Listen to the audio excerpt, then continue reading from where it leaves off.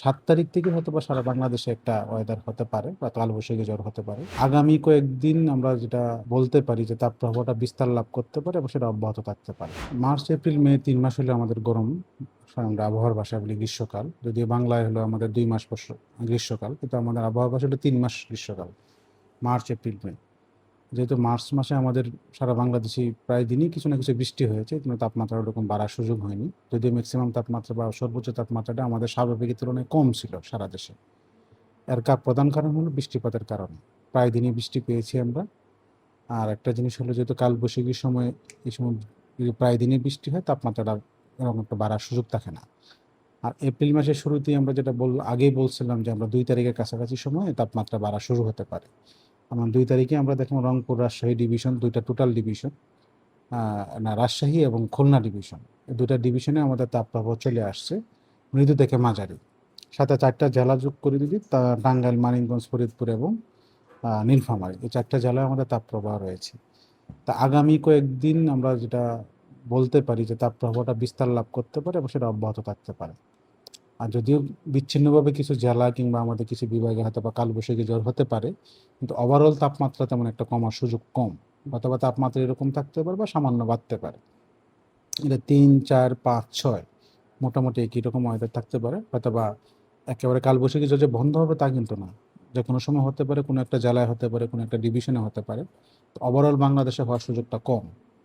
আর ৭ তারিখ থেকে হয়তোবা সারা বাংলাদেশে একটা ওয়েদার হতে পারে বা কালবৈশাখী ঝড় হতে পারে।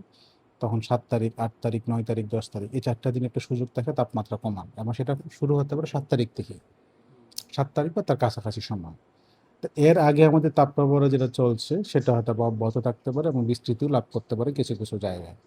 আর এপ্রিল মাস যেহেতু আমাদের উষ্ণতম মাস, এখন তাপপ্রবাহ হবে সেটাই স্বাভাবিক। অথবা আমরা ফরকাস্ট করেছি যে ৫টা থেকে ৭টা হয়তোবা আমাদের কালবৈশাখী ঝড় হতে পারে, যার মধ্যে ১ থেকে ৩টা তীব্র কালবৈশাখী ঝড় হতে পারে। এবং ২ থেকে ৪টা আমরা বলছি যে তাপপ্রবাহ হতে পারে মৃদু থেকে মাঝারি। তার মধ্যে ১ থেকে ২টা হয়তোবা তীব্র তাপপ্রবাহ হতে পারে। এটা হলো আমাদের টোটাল এপ্রিল মাসের একটা ফরকাস্ট, যেটা আমরা দীর্ঘমেয়াদী পূর্বাভাস বলি।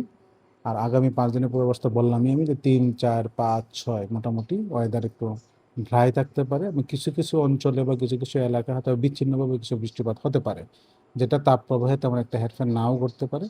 তবে ৭ তারিখ থেকে যে বৃষ্টির সম্ভাবনাটা আমরা দেখতে পাচ্ছি, ৪ তারিখ বা তার কাছাকাছি সময়, ওই সময় তাপমাত্রাটা ১-২ কিছুটা কমে আসতে পারে, যেটা একটা কন্টিনিউশন থাকবে তাপমাত্রা কমার দিকে। তারপর ৩-৪ দিন তাপমাত্রা কম থেকে হয়তো তারপরে আবার তাপমাত্রা বাড়তে পারে। রাজধানী তো মোটামুটি একই অবস্থা। ৬-৭ তারিখের আগে আমরা বৃষ্টিটা হয়তো বা পাওয়ার সম্ভাবনাটা কম। হয়তোবা যেহেতু কালবৈশাখীর সময় যখন তখন কালবৈশাখী ঝড় হতে পারে, তখন হয়তোবা পেয়ে যেতে পারি।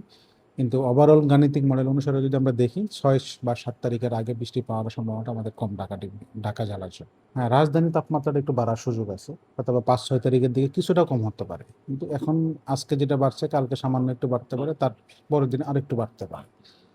কারণ গতকালকে আসে 35, আজকে 36 চলে আসতে পারে।